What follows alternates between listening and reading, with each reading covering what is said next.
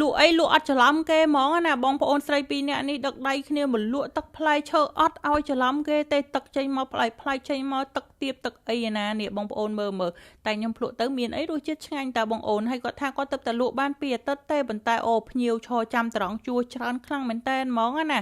ហើយគាត់មានប្រូម៉ូសិនទិញ2កែវថែមទឹកមាន1កែវអញ្ចឹងណាហើយប្រូម៉ូសិនគាត់មាន3ថ្ងៃប៉ុន្តែវីដេអូនេះចេញទៅហ្នឹងគឺថ្ងៃទី3ឯងបងអូនហើយអាទឹកទៀបខ្ញុំកំពុងតែកាន់ហ្នឹងគឺ1កែវ$2បងអូនប៉ុន្តែរបៀបថាគាត់ free ទឹកមានឲ្យយើង1កែវទៀតណាពីខ្ញុំទៅគឺខ្ញុំចូលចិត្តខ្លាំងស្អែកនេះដឹងតែទៅរក1កែវទៀតហើយបងអូនអើយហើយទីតាំងគាត់ហ្នឹងអត់មាននៅណាឆ្ងាយទេរបៀបថានៅជ្រោយចង្វាហ្នឹងឯងហើយបងប្អូនមើលបានការរៀបចំគាត់អីចេញមករបៀបថាតំណងហ្មងឲ្យយើងឃើញឲ្យគួរឲ្យចង់ញ៉ាំហ្មងណាហើយភ្ញៀវ